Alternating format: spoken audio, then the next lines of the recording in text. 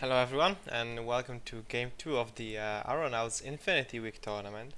This round we'll be playing Mindwipe against JSA, which is a very completely off-meta list that will be running 3 tags. This battle report will be quite short as the game itself was quite short, but nevertheless I think you'll get some idea why you should not play 3 tags, and I guess a few extra thoughts about my list in particular. So let's just jump right into the business and let me just explain what list I will be running for this round. So as I mentioned in the previous video, this tournament I had this idea to play something that I'm not usually running. So I'm a really big fan of a cutter, or generally no tags, but if I have to take a tag then a cutter, and I think I have a squall that I have never absolutely played, right? So I decided that this is a time for a spin to play squall, especially considering that the new edition is coming and I might not even have a Squallow in few months.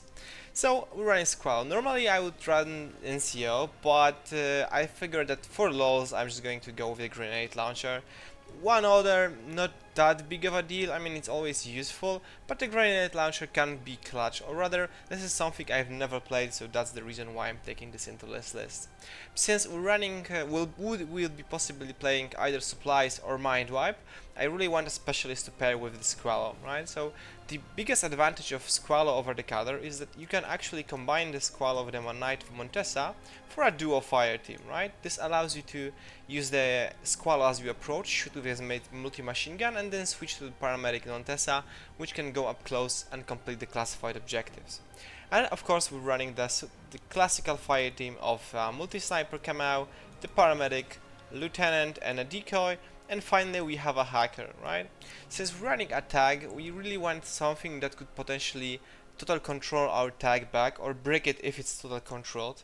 And yeah, we're running hackers specifically for that. Normally I'm really not a fan of hackers on their own, but we really want a hacker to support the Squallow because of total control, because this is very annoying to get tag total control. You have to spend a command token, and generally speaking you would always be near your Fugazi drone boats, so inside of the repeater, which means that this is not, well, it also prevents your opponent from total controlling him in the first place because it's not really efficient, right?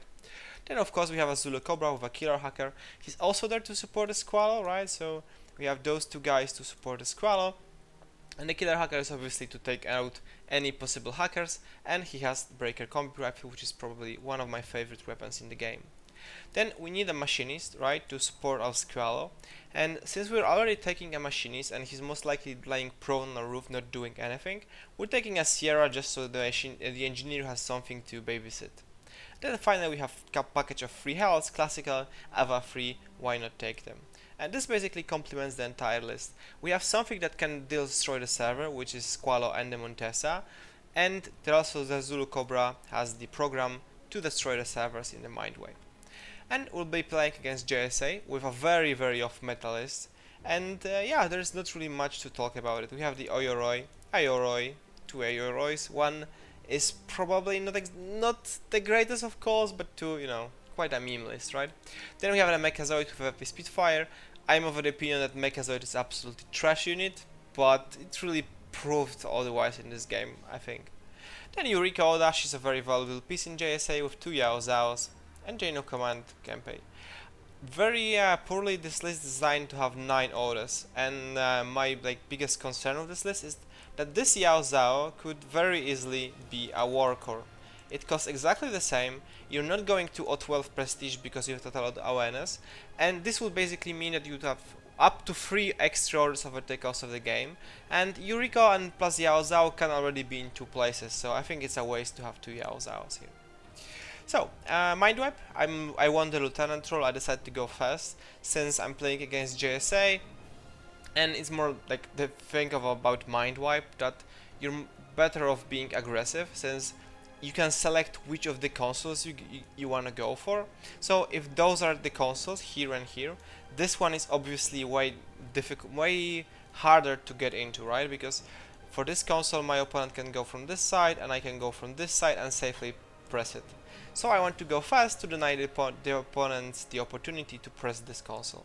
And also with the Mindwipe is that once you destroy the enemy server, you can basically put everyone on suppressive, on reactive turn, and you don't really care that much, just to make the opponent slow down. So we're going first, and basically this is the Fugazi that can protect this sort of area, so it protects this repeater.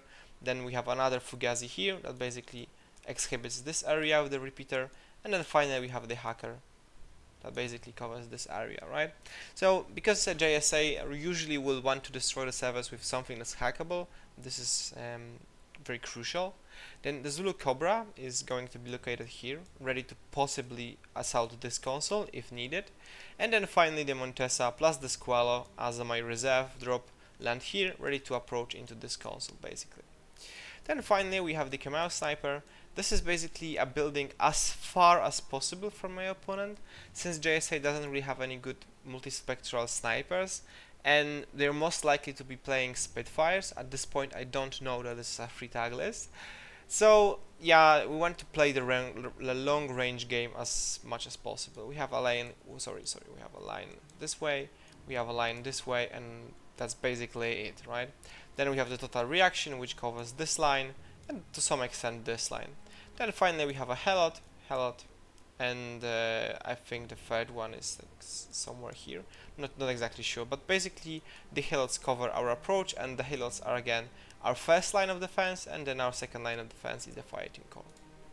So then it's to my opponents, and he basically starts deploying his madness, right?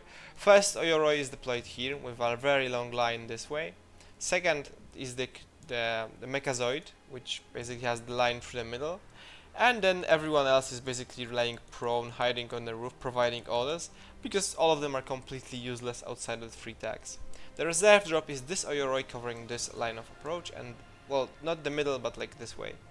So I'm very happy that this is, well, not exactly happy, because I know that this is really not going to be a game that's worth remembering. But yeah, I have to win it anyways, right? So the Squalo basically opens up, and first it engages this line and engages this Oyoroi and puts 2 wounds onto the Oyoroi, which is a good start in like one burst. The Oyoroi then ducks away and hides from the Squalo. I then engage the Mechazoid, and in the first 2 orders I take 2 wounds, because why wouldn't I, from the Panzerfaust? I fail to do any wounds, and then finally I make 2 wounds in the Mechazoid.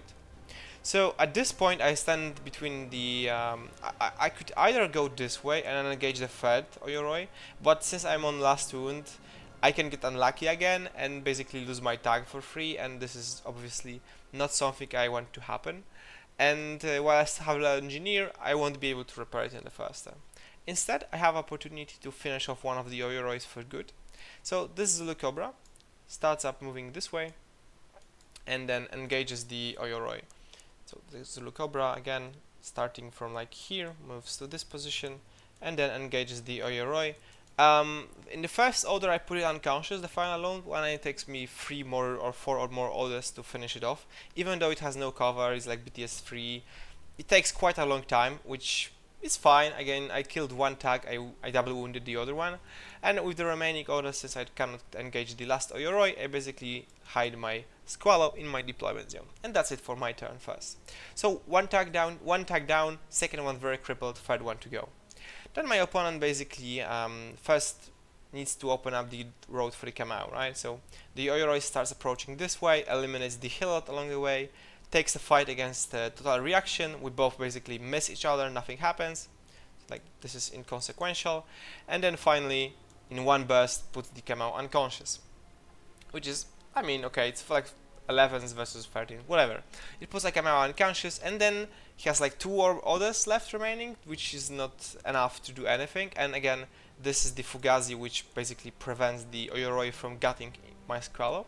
And the Oyoroi just jumps onto this building like here and enters suppressive fire. So this is the Oyoroi in suppressive fire. Somewhere along the way, when it was like jumping over, it took a wound from the breaker combi, or like Hilot or whatever. Then the Oyoroi basically finishes off the Zulu Cobra that's located here. This is unconscious.